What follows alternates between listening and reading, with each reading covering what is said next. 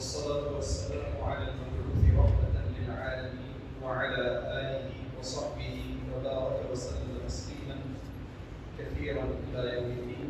ما بعد. قال الله تعالى في القرآن المجيد والفرقان الحكيم: ولقد بعثنا في كل أمة رسولا أن اعبدوا الله واجتنبوا الطاغوت. وقال تعالى: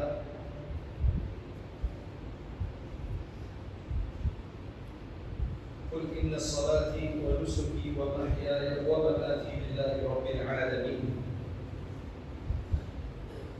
لا شريك له وبذلك أمرت وأنا أول المسلمين. وقال تعالى: فاعلم أنه لا إله إلا الله. صدق الله العظيم. ہمارے معزز محترم صاحب، صدر صاحب، علماء کرام، علماء کے سامنے بات کرنا آسان نہیں ہوتا ہے، اس لیے کہ یہ آسانی نہیں ہوتا ہے، لیکن چونکہ ہمیں مجبور کر دیا گیا ہے کہ یہاں کھڑا ہونا ہے، تو اس وجہ سے کچھ تجربات جو ہوئے ہیں اور کچھ اس کے بارے میں کچھ مواد تیار کیا ہے، میں آپ کے سامنے رکھ کر عرض کر دوں گا تاکہ پھر انشاءاللہ یہاں کبھی اس کا فائدہ ہو تو آپ استعمال کر سکتے ہیں۔ انگلینڈ کے اندر ظاہری بات ہے کہ انگلینڈ امریکہ میں جو فتنے آتے ہیں وہ سب سے زیادہ وہاں ہی آتے ہیں، اس کے بعد پھر پوری دنیا میں پھیل جاتے ہیں۔ تو اگرچہ کافی لوگ مسلمان ہو رہے ہیں، اسلام کو قبول کر رہے ہیں، اور اس سے کافی خوشی ہوتی ہے کہ ماشاءاللہ اتنے لوگ مسلمان ہو گئے، اتنے لوگ مسلمان ہو گئے، لیکن اس کی دوسری جانب یہ ہے کہ کافی مسلمان جو مسلمان گھرانے میں جو پیدا ہوئے ہیں وہ دین سے دور ہو رہے ہیں، بلکہ دین کو کھو رہے ہیں۔ اگر اس کی فیملی دیندار ہو تو ان کو پتہ چل جاتا ہے کہ ہمارے یہاں یعنی ہمارے اس بچے میں یا لڑکی میں کچھ گڑبڑ ہے، لیکن کچھ ممالک ایسے ہیں جہاں مسلمان اتنے زیادہ دیندار نہیں ہیں، یا کوئی خاندان ایسا ہے کہ جس میں اتنی زیادہ دینداری نہیں ہے، وہ عید کی نماز میں چلے جاتے ہیں، کبھی جمعہ پڑھ لیتے ہیں، اور کچھ زیادہ کچھ ہوتا نہیں ہے، اسلام کا کچھ زیادہ تذکرہ نہیں ہوتا ہے، وہ اسکول کے پیچھے لگے ہوتے ہیں۔ تو ان کے یہاں ایسا ہوتا ہے کہ جو بچے ہیں وہ تو اسلام کو کھو دیے ہوتے ہیں، لیکن ان کو پتہ نہیں چلتا، وہ عید پہ چلے جاتے ہیں رسم اور رواج کے طور پر، لیکن اگر آپ ان کے عقائد کو ٹٹولے تو اس سے پتہ چلے گا کہ ان کو کچھ پتہ نہیں۔ یعنی وہ یہ نہیں کہ وہ کچھ نصرانیت کو اختیار کر لیں گے یا کسی اور مذہب کو اختیار کر لیں گے۔ آج کل اس کا زیادہ فتنہ نہیں ہے، فتنہ یہ ہے کہ وہ سب مذہب کو چھوڑ دیں، وہ دہریہ، ایتھیسٹ، لا دینی، یہ اس کی اصل ہوا چل رہی ہے۔ تو اس میں ہماری کیا ذمہ داری بنتی ہے، وہ یہ ہے کہ یہ جو فتنہ یہ سب سے زیادہ بڑا فتنہ ہے۔ آمدن میں ابھی میں دیوبند گیا، سہارنپور گیا تھا، تو وہاں ایک دیوبند کا طالب علم آیا تھا، تو وہ سلفیوں کے بارے میں پوچھنے لگا۔ میں نے کہا دیکھو اس سلفیوں کے ساتھ ہم نے 25 سے 30 سال تک تقریباً محاذ میں رہے، الحمدللہ ابھی تقریباً انگلینڈ کے اندر تو ختم ہو گیا ہے، ان میں سے جو اکثریت ہے انہوں نے تو مذاہب کو مان لیا ہے، ہمارے ساتھ ابھی کام کرنے لگے ہیں اور تنقید چھوڑ دی ہے۔ ابھی کچھ ایک دو چھوٹی ان کے گروہ ہے، باقی مدخلی لوگ ہیں، وہ ابھی تھوڑے تشدد پہ ابھی ڈٹے ہوئے ہیں، ورنہ الحمدللہ وہ تقریباً وہاں تو ختم ہو گیا ہے۔ سلفیوں میں مختلف فرق ہے، تو وہ کہہ رہا ہے کہ ہم اس کو اہل سنت والجماعت میں شمار کریں گے یا نہیں۔ میں نے کہا کہ یہ کوئی اجمالی طور پر آپ یہ نہیں کہہ سکتے، اس لیے کہ ان میں بہت سارے فرقے ہیں، کچھ بہت قریب ہے، کچھ دور ہے، تو اس میں ایک باریکی سے کام کرنا پڑتا ہے، اس میں دیکھنا پڑتا ہے کہ کیا ہے۔ بہرحال یہ ایک الگ بات ہے۔ ابھی جو سب سے زیادہ فتنہ ہے وہ یہ ہے کہ لوگ دین سے ہٹ رہے ہیں، یہ نہیں کہ بس وہ عمل نہیں کر رہے ہیں، دین تو ہے، کلمہ ہے، لیکن بس وہ سستی کر رہے ہیں، بات نہیں، دین کو نہیں مان رہے، اور اس میں سے اس کی وجوہات کیا ہے وہ ایک بات ہے، اور دوسری بات یہ ہے کہ ان کی طرف سے یہ کبھی یہ بالتدریج ہوتا ہے. بالتدریج یعنی وہ آہستہ آہستہ ہوتا ہے, وہ ایک دن کے اندر ایسا نہیں ہو جاتا. عامةً ہم یہ کہتے ہیں کہ ہمارے جو بچے ہیں ان کی تربیت بہت ضروری ہے. اس میں اکثر دیکھا گیا کہ مثلا یہ 1.5 سال کے اندر کم از کم میرے پاس 3 کیس آئے جس میں تقریباً 16-17 عمر کی لڑکی نے وہ دین سے گویا کہ ہاتھ کھڑے کر دیا کہ میں اس دین میں نہیں رہنا چاہتی, تو والدین نے مجھے ان سے بات کروائی. عامةً یہ ہوتا ہے کہ جو بچہ ایسا ہو کہ جو ہر چیز ظاہر کر دیتا ہے یا کر دیتی ہے, جو بولنے والے تو ان میں تو جلدی سے پتہ چل جاتا ہے کہ کوئی گڑبڑ ہے ان کی باتوں کے انداز سے وغیرہ سے. لیکن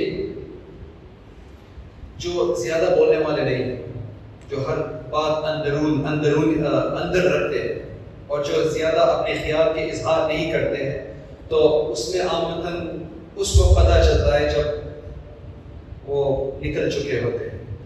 اس کی زیادہ فکر کرنی پڑے گی. ہمیں والدین کو بتانا پڑے گا کہ بہت ضروری, خاص طور پر اگر وہ اسکول جا رہے ہو, خاص طور پر یہ انگریزی اسکول وغیرہ. اور دوسری بات یہ ہے کہ اگر انٹرنیٹ ہو ان کے پاس, سوشل میڈیا ہو اس کے پاس.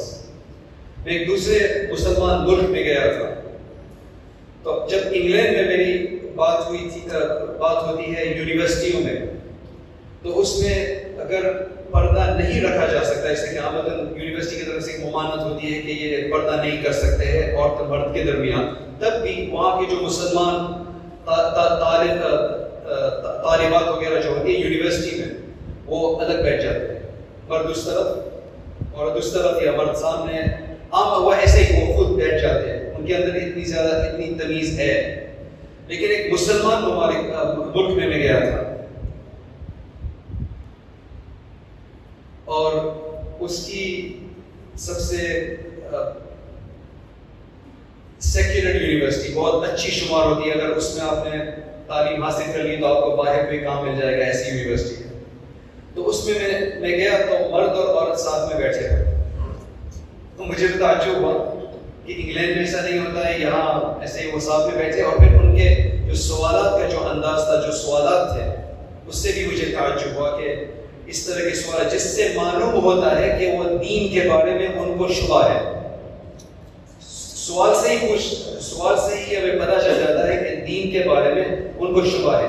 ہم لاکھ اس بات کا جواب دیں گے تب بھی وہ نہیں مانیں گے, اس لیے کہ اس میں ایک بنیادی پرابلم ہے. مثلا ایک 19 یا 21 سال کا بچہ تھا, کسی نے بتایا کہ ایک دوست نے بتایا کہ اس کو کچھ سوالات ہیں, آپ ان سے بات کر لیں. فون میں میں نے بات کری, میں امریکہ میں تھا اس وقت. تو اس سے میں بات کرنے لگا تو اس نے شروع کیا کہ عورتوں کو آدھی میراث کیوں ملتی ہے, اور عورت کو ہمیشہ آدھی نہیں ملتی. وہ تو بس وہ ایک شکل ہے جس میں للذکر مثل حظ الانثیین, جب وہ بعض شکلوں میں ملتی ہے, دوسری شکلوں میں عورتوں کو زیادہ ملتی ہے. جیسے کہ ایک عصبہ ہو, مثلا چچا ہو, بہن اور لڑکیاں زیادہ ہو, تو ظاہر بات ہے ان کو زیادہ ملتی ہے. تو یہ لیکن عامةً ہمیں اس کا جواب نہیں معلوم ہوتا ہے. تو میں نے اس کا جواب دیا. جواب دیتے ہی وہ دوسرے مسئلے پر چلا گیا, اس کا جواب دیا, تیسرے مسئلے پر چلا گیا. اس سے پتہ چلا کہ اس کو یہ جو سوالات ہیں یہ اصل اس کا ایشو نہیں تھا.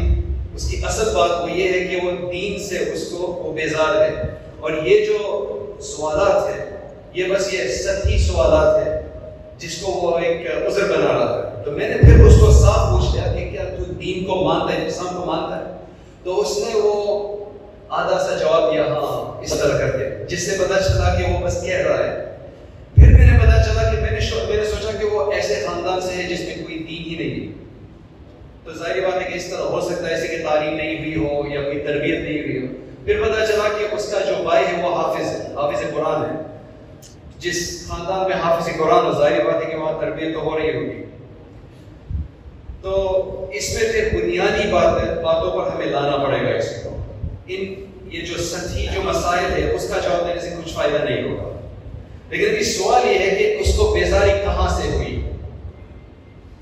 اگر کسی کو میرے کوئی لفظ سمجھ میں نہ آئے تو آپ فوراً ہاتھ اٹھا دیں، میں اس کو کوشش کروں گا، ایسے کہ میری اردو کوئی ایسی نہیں ہے، کبھی کچھ عربی الفاظ استعمال ہو جاتے ہیں اور آپ کو اگر کچھ نہ سمجھ آئے تو پھر ہاتھ اٹھا دیں، ٹھیک ہے؟ آپ کو سمجھ میں آ رہا ہے لیکن ٹھیک، اس لیے کہ یہ اردو میں اس میں کچھ عربی کچھ انگلش پتہ نہیں کیا کیا ہو جاتا ہے، تو اس وجہ سے میں کہہ رہا ہوتا کہ پھر سب کو ہم لے کے چل سکتے ہیں، ورنہ پھر کچھ نیند نکال لیں گے۔ تو عام میں پہلی بار اگر کسی کو دین کے بارے میں کچھ شبہ ہو جائے، ہمیں پہلے یہ معلوم کرنا ہے کہ شبہ کہاں سے آیا ہے۔ کبھی علمی شبہ ہوتا ہے، کبھی نظریاتی شبہ ہوتا ہے۔ اگر علمی شبہ ہو تو وہ تو آپ کو اچھی طرح سے علم کے ساتھ اگر سمجھا دے وہ ٹھیک ہو جاتا ہے۔ کبھی نظریاتی شبہ ہوتا ہے، یعنی یہ کہ وہ کسی اور دین کو زیادہ بہتر مانتا ہے، تو پھر وہ اس کا ایک مختلف انداز ہوتا ہے۔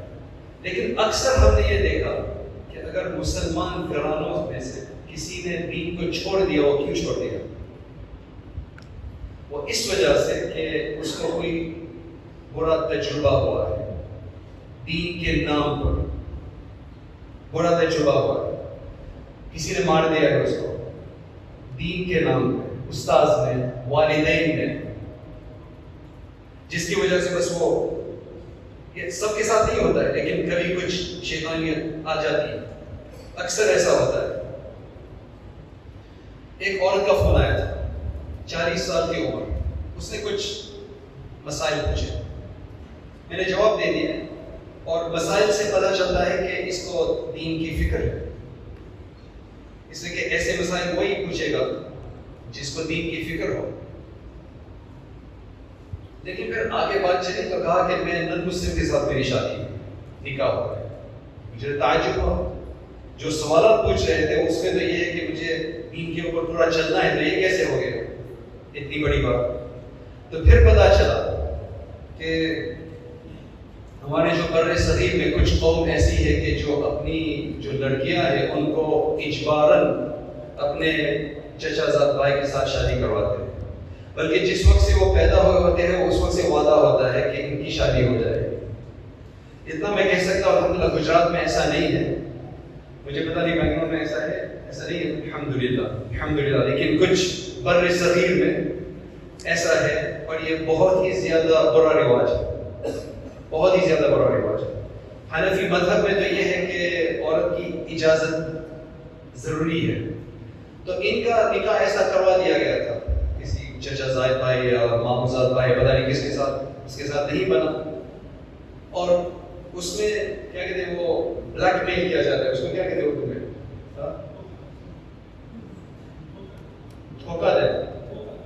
دھوکہ دینا۔ بلیک میل یعنی اجبار کیا جاتا ہے کہ اگر آپ اس کے ساتھ نکاح نہیں کریں گے تو آپ کے والد صاحب جو بیمار ہے، اگر اس میں ان کا انتقال ہو جائے گا تو آپ پر یہ ہو جائے گا۔ باقاعدہ سے مجھے پتا ہے، تو بیچاری وہ شادی کر لیتی اور اس کے بعد نہیں چلتا ہے، تو چونکہ دین اسلام یہ کہتا ہے کہ آپ کو والدین کی بات ماننا ہے، وہ یہ استعمال کرتے ہیں، تو بیچارے وہ شادی کر لیتے ہیں، نہیں چلتا ہے تو پھر سوچتے ہیں کہ دین کو قصوروار سمجھتے ہیں، حالانکہ دین کی بات ہی نہیں ہے، ان کا رسم و رواج ہے۔ تو اس میں تفریق کرنا بہت ضروری ہے اور اس کی اصلاح کرنا بھی ضروری ہے۔ تو عام مطلب اس وجہ سے کوئی برا تجربہ ہو دین کے نام پر، چاہے وہ کوئی دیندار آدمی سے کہیں بھی سے بھی ہو، عام مطلب ایسا ہی ہوتا ہے کہ والدین نے دین کے نام پر ایسا کیا ہو یا کہیں اور کسی اور نے، تو اس وجہ سے پھر یہ بات ہو جاتی ہے۔ تو یہ تو اس کی بنیاد۔ ابھی اگر سوالات آئے اور آپ کے بنگلور کے اندر جو میں نے کچھ یہاں کے جو اسفار ہوئے، کچھ زیارات ہوئی، کچھ بیانات وغیرہ ہوئے یہ مختلف انسٹیٹیوٹس کے، تو آپ کے یہاں میرے خیال میں کم از کم 10 لاکھ کم از کم ایسے لوگ ہوں گے جو صرف انگریزی پسند کرتے ہیں، اسی کو ترجیح دیتے ہیں، بلکہ اردو بولنا بھی ان کو مایوب سمجھتے ہیں، محسوس کرتے ہیں۔ تو ان سے جب یہ بات ہوتی ہے تو اس کو جواب دینے کے لیے یہ بہت ضروری ہے کہ ہم ان کی ذہنیت سمجھیں. کسی کی ذہنیت کو اگر ہم نہیں سمجھیں گے تو ہم ایک ایسا جواب بنا کے تو دے سکتے ہیں، الزامی جواب بھی دے سکتے ہیں، لیکن ان کو ہم منوا نہیں سکتے. خاموش تو کر سکتے ہیں لیکن وہ پریشان ہوگا اور پھر کہا کہ پھر یہ کہیں گے کہ ہم علماء کے ساتھ ان علماء سے یہ پوچھنے میں کوئی فائدہ نہیں ہے. مثلا ایک انٹرفیک پروگرام میں گیا تھا، آمدنی چاہتا ہوں ایک انٹرفیک یعنی یہ مختلف ادیان کے لوگ ساتھ میں آئے تھے. تو اس میں ایک عورت تھی جو محجبہ تھی، وہ اسلام کی طرف سے آئی تھی. تو جب اس نے مجھے دیکھا تو اس نے کہا کہ السلام علیکم، آپ کہاں سے ہیں؟ آپ تو میرے بھائی جیسے لگتے ہیں، یعنی آپ کی شکل. وہ بھی ہاں وہ بھی مفتی ہے. پھر پتا چلا کہ یہ شیعہ ہے. میں نے کہا کہ اس نے مجھے پوچھا آپ میرے بھائی کو جانتے ہیں؟ میں نے کہا کہ میں شیعہ مفتی کو نہیں جانتا، میں نہیں جانتا. میں نے یہ سوچ لیا. دوسرے دن اس نے کہا کہ آپ میرے بھائی کو تو جانتے ہوں گے، وہ دارالعلوم کراچی کے فارغ ہیں. کہ یہ کیا ہو گیا، دارالعلوم کراچی کے فارغ اور شیعہ یہ کیسے ہو گیا؟ پھر پتا چلا کہ اس کا پورا خاندان، بلکہ اس کے بعد مجھے پتا چلا کہ دوسرا بھائی ہے وہ بڑا تبلیغی ہے اور میں اس کو جانتا ہوں پہلے سے 20 سال سے. یہ شیعہ بن گئے. کیوں؟ وہ یونیورسٹی گئی تھی، وہاں کچھ شیعہ لوگ تھے اور انہوں نے کچھ شیعیت کے بارے میں بتایا کہ ابو بکر رضی اللہ عنہ نے فاطمہ کے ساتھ یہ کیا وہ کیا، اس طرح کی ان کی جو باتیں ہوتی ہیں. بخاری شریف کی حدیث دکھاتے ہیں اس طرح. تو اس نے امام صاحب کے جو لوکل جو امام صاحب تھے، مولوی صاحب تھے، ان کو پوچھا تھا. تو عامةً یہ جواب دیا جاتا ہے کہ دیکھو یہ بات اس کی اہمیت نہیں ہے، اس کو چھوڑو، اس کے بارے میں نہیں سوچنا چاہیے. کبھی کبھی یہ ہمارا جواب ہوتا ہے کہ آپ اس کے بارے میں کیوں سوچتے ہیں، اس کے بارے میں نہیں سوچنا چاہیے. آج کل بات یہ ہے کہ سب سوچ رہے ہیں. ہم یہ نہیں کہہ سکتے کہ اس کے بارے میں نہ سوچیں. اس کے بارے میں ضروری ہے کہ اگر ہمیں معلوم نہ ہو تو تحقیق کر کے اس کو بتائیں. تو جب اس کو تشفی بخش جواب نہیں ملا تو وہ شیعہ بن گئے اور وہ اس کی وائس یعنی ڈیپیوٹی کیا کہتے ہیں صدر وہ بن گئی وہاں اس علاقے کی شیعہ تنظیم کی. تو جب بھی ہمارے پاس کوئی سوال آ رہا ہے اور سوال آئیں گے تو ہمیں اس کا جواب دینے کے لیے، اس کے جواب دینے کے لیے ہمیں کچھ یہ اصول میں بتا دیتا ہوں. وہ اس وجہ سے کہ ہمیں انشاءاللہ اس سے کچھ مدد ملے گی. پہلی بات یہ ہے کہ ہمیں سوال کے جواب دینے کی کوشش کرنا ہے. یہ بہت ضروری ہے، ٹال نہیں دینا ہے. ہاں اگر کوئی ایسا ہو کہ بس ایسے ہی سوال پوچھتا ہے وہ ایک الگ بات ہے، لیکن واقعی کوئی سوال پوچھنے کے لیے آئے تو ہمیں اس کا جواب دینا ہے. اور آپ بالکل کہہ سکتے ہیں کہ ابھی میرے پاس اس کو سن لو، میرے پاس ابھی اس کا جواب نہیں ہے، لیکن تحقیق کر کے میں آپ کو بتا دوں گا. بلکہ انشاءاللہ وہ اس کو رسپیکٹ کرے گا کہ ماشاءاللہ آپ واقعی اس کے تحت تک پہنچنا چاہتے ہیں. ایسے ہی جیب سے کچھ کھینچ کر بتا دیا اس سے کوئی فائدہ نہیں ہے. اور ہمیں یہ موقع کو غنیمت سمجھنا چاہیے کہ ہمیں بھی اس سے ہمارے علم میں اضافہ ہوتا ہے، اس سے کہ آپ کو آگے بھی کام آئے گا. تو سوال جب آتا ہے تو ہمیں یہ دیکھنا ہے کہ کیا یہ سوال صحیح ہے یا نہیں. کیسے دیکھیں کہ سوال صحیح ہے یا نہیں؟ یہ آپ کی منطق سے یہاں آپ کی منطق آئے گی، یعنی مقدمات. سوال میں جو مقدمات ہے کیا وہ حقیقی ہے، یعنی وہ صادق ہے یا نہیں. اس لیے کہ اگر سوال ہی غلط ہے تو آپ اس کے جواب دینے کے اندر آپ پھنس جائیں گے اور جواب نہیں آئے گا اور آپ پھنس گئے. اس لیے کہ سوال ہی صحیح نہیں تھا تو اس کا جواب کیسے ملے گا. دوسری بات یہ ہے کہ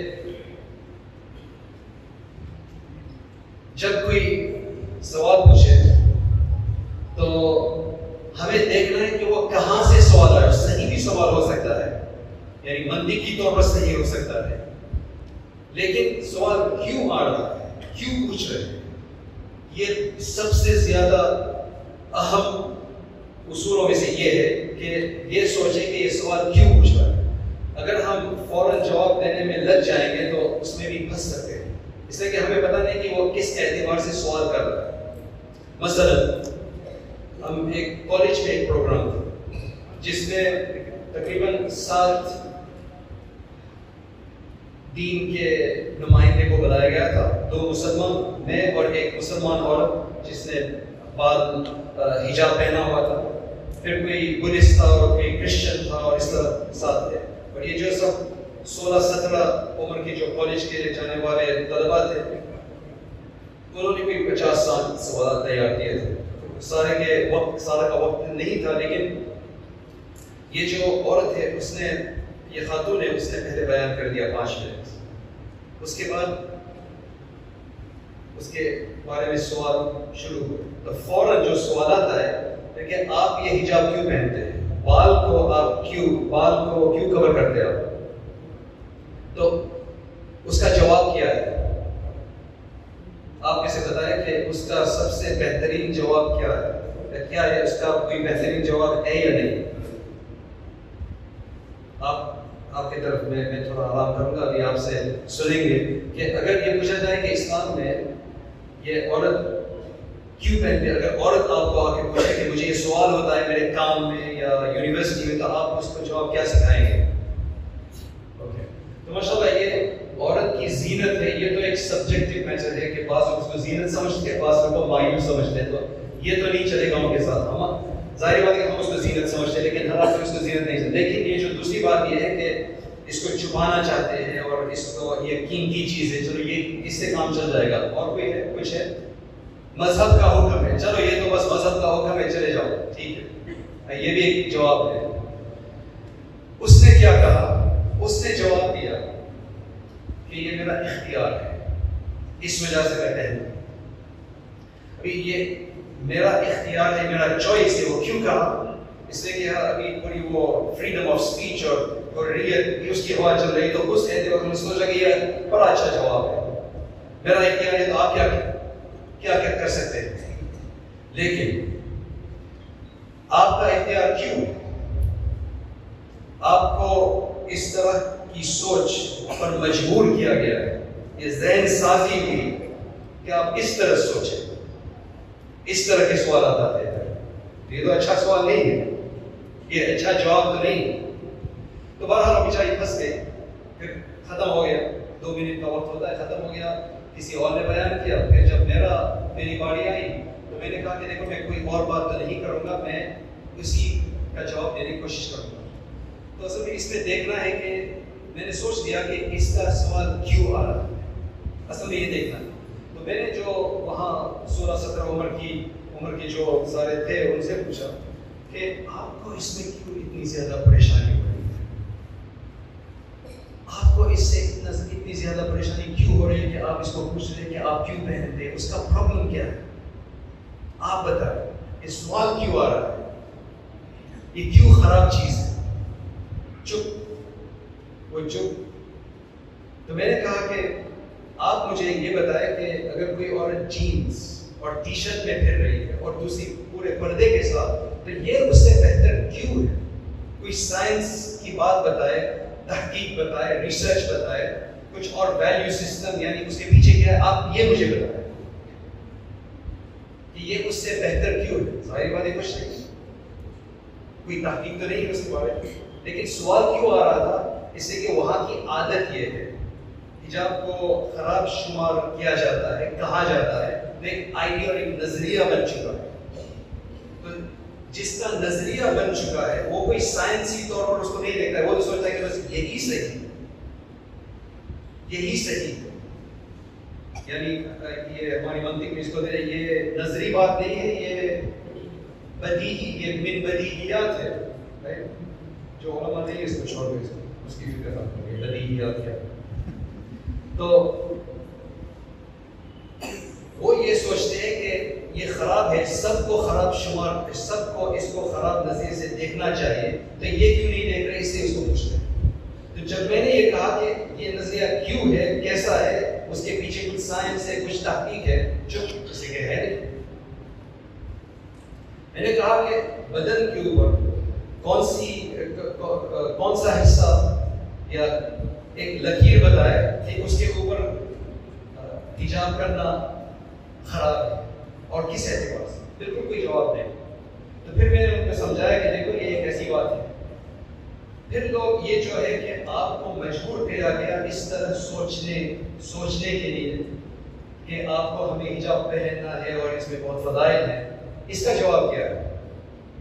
ایک بات کی بات ہے، وہ انہوں نے نہیں پوچھا تھا، لیکن تو اگر آپ کسی بھی ہندوستان میں تو کچھ بہتر ہے، لیکن آپ باہر کے ممالک امریکہ، انگلینڈ، یورپ میں چلے جائیں اور پہلی 10 عورتوں کو آپ دیکھیں گے، نہیں دیکھنا چاہیے، لیکن اگر پہلی 10 غیر مسلم عورتوں کو آپ دیکھیں گے، ان کے کپڑے دیکھیں گے کہ کیا کپڑے پہنے ہیں، تو اس سے پتہ چلے گا کہ سب ایک انداز کے کپڑے پہنتے ہیں.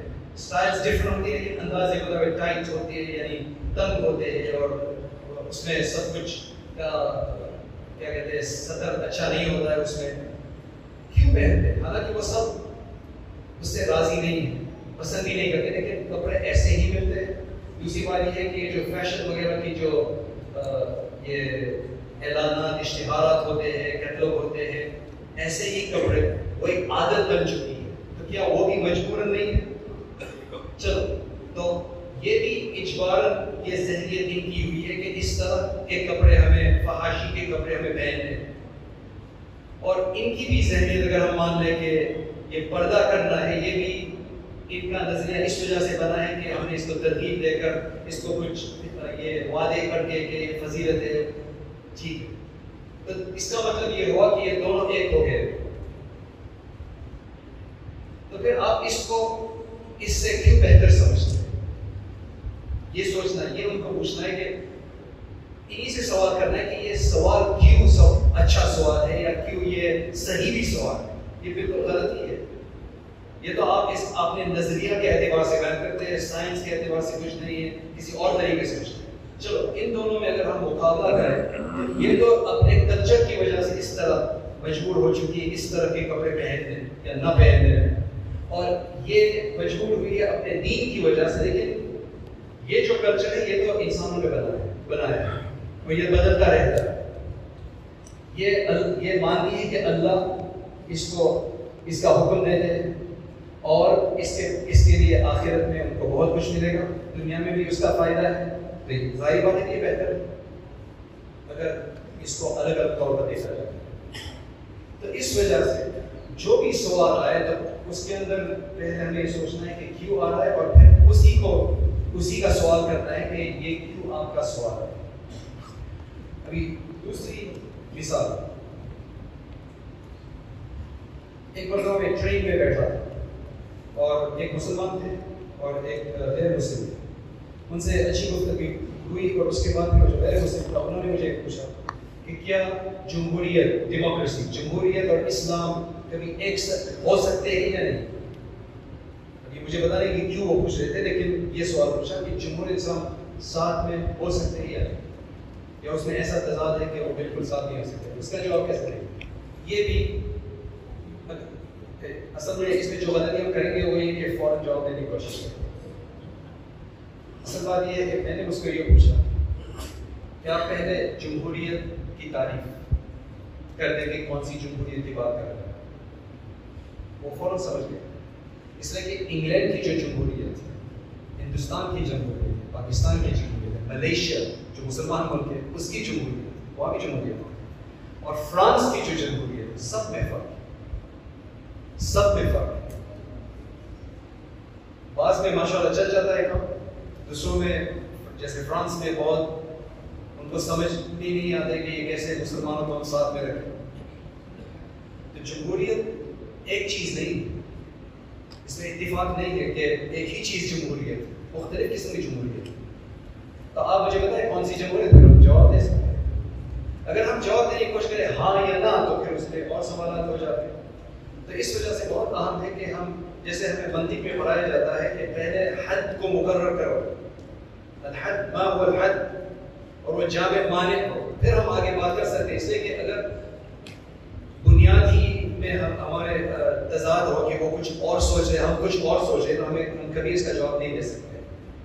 دوسری بات یہ ہے کہ دوسرا مسلم ملک ہے جہاں الحمدللہ ہندوستان میں نے اتنی یہ خرابی نہیں دیکھی ہے، لیکن وہاں ایسا ہے کہ جو بھی مالدار طبقہ ہے وہ آمدن دین سے بیزار ہے، اس لیے کہ انہوں نے ان یونیورسٹی وغیرہ سے پڑھا ہوا ہے، اور اس حد تک ان کو یہ بتایا جاتا ہے. مثلا ہمارے ایک دوست بتا رہے تھے کہ وہ دیکھ رہے تھے کہ ایسی اسکول جو باہر کی اسکول ہے، وہ جو وہاں کے لوگ پڑھاتے ہیں لیکن وہ مرید ہے باہر والوں کے، جب وہ ان کو باہر کہیں لے جا رہے تھے تو ان کو کچھ جوس وغیرہ خریدنا تھا. باقاعدہ ان کو بتایا گیا کہ آپ اس ملک کی جو مصنوعات ہیں وہ نہیں خرید سکتے، وہ انٹرنیشنل برانڈ کا آپ کو خریدنا ہے. یہاں تک ذہنیت بگاڑ، احساس کمتری پتہ نہیں کہاں تک پہنچی ہے. الحمدللہ یہاں ایسا نہیں ہے. تو مثلا وہاں انگلینڈ کے اندر جو بڑی بڑی اچھی یونیورسٹیز ہیں تو اس میں جو بہت ذہین طبقہ ہے وہ جاتا ہے، ان ملکوں سے بھی آتے ہیں بہت سارے پیسے دے کر. جب وہ وہاں آتے ہیں اور ان ملک اس ملک میں اور اس طرح کے ملک میں جو مالدار طبقہ ہے وہ یہ سوچتے ہیں کہ دین نچلے طبقے کے لیے، انؤمن لک واتبعک الارذلون، وہی بات ہے. اس لیے کہ جتنا مالدار ہوتا ہے اتنا زیادہ اس کے مال اور اس کا توکل اسی کے اوپر ہوتا ہے، اللہ پر نہیں ہوتا ہے. اللہ کی ضرورت نہیں ہے، اس کی ضرورت نہیں ہے، وہ نیچے طبقے کی ضرورت ہے. تو جب وہ یونیورسٹی میں آتے ہیں وہاں اور دیکھتے ہیں کہ انگلینڈ میں رہنے والی پیدا ہونے والی عورت حجاب پہنتی ہے، پردہ کرتی ہے، یونیورسٹی آتی ہے، پردے کے ساتھ نماز پڑھتے ہیں، ان کو اتنا تعجب ہوتا ہے کہ ہم تو آپ کو سوچ رہے تھے کہ آپ ہی ہمارے بڑے ہیں اور آپ تو دیندار تھے، یہ کیسے ہو گئے؟ عجیب یہ کچھ ممالک میں ایسا ہے. انشاءاللہ ہندوستان میں ایسا نہیں ہوگا، شاید ایسا ہے کچھ، لیکن ہماری ذمہ داری یہ ہے کہ ہم ان کی ذہنیت کو سمجھیں. کتنے لوگوں کے ساتھ میری بات ہوئی جو کہتے ہیں کہ ہم، اور یہ چونکہ علماء ہیں اس وجہ سے میں کہتا ہوں کہ ہم اردو میں کسی عالم کو ہم ہمارا سوال نہیں پوچھ سکتے اس وجہ سے کہ وہ ہماری بات نہیں سمجھیں گے. کوئی نہ کہ دوسرے عالم میں وہ ہماری بات نہیں سمجھیں گے تو ہم ان سے یہ امید نہیں رکھ سکتے ہمارے جوابات دے سکتے. کچھ سال پہلے کچھ سوالات ہوئے تھے ایک دو شخص کی طرف سے، عام سوالات تھے، کوئی مشکل سوالات نہیں تھے، لیکن چونکہ میں نے انگریزی میں ان کو سمجھ کے سیکھے، ہمارے یہاں تو یہ عام چیز ہے، سمجھ کے دیا تو انہوں نے قبول کر لیا. بس تھوڑا انداز مختلف، جب تک نہیں سمجھیں گے اس وقت تک آپ جواب نہیں دے پائیں گے. یہ اور ان کے اندر بہت طرز ہے، بہت میں نے دیکھا بہت طرز ہے، لیکن وہ کہتے ہیں کہ بس ہمیں کام کچھ اچھا کرنا ہے، لیکن ہمیں کچھ قائم کرنے کے لیے ہمیں نہیں مل رہی. جو ہماری بات یہ ہمارے طبقے کے لوگ، یہ ہمارے مالدار لوگ یا ایجوکیٹڈ لوگ کی بات سمجھے. اس وجہ سے میرے خیال میں بہت ضروری ہے جتنا بھی ہمیں اچھا نہ لگے جو بھی ہو کہ انگریزی علماء کو سکھائے یا لوکل لینگویج سکھائے اور اس طرح کے دورات کروائے کہ ان کی ذہنیت کیا ہے. ہم نے تو یہ بھی سوچا تھا ہمارے ادارے میں کہ بالکل کوئی لبرل ہو اس کو بلائے اور اس کا بیان سننے کہ آپ کو کیا بیزاری ہے اسلام سے، کیا شکایت ہے، بس ہم سن لیں تاکہ میں پتا چلے کہ کیا شکایت ہے، پھر اس کا جواب دیں گے. اس سے بس سمجھنے کے لیے کیا کیا بات ہے یہ کرنا ضروری ہوگا تاکہ پھر ہم اس کا جواب دے سکیں اور یہ بھی ہمارے بھائی، ان کو بھی ہم ساتھ میں دے سکیں. تو بس اللہ تعالیٰ سے دعا ہو کہ اللہ تعالیٰ اس میں ہماری خوب مدد کرے اور ہمیں ہدایت فرمائے، توفیق دے. جزاک اللہ خیر. السلام علیکم.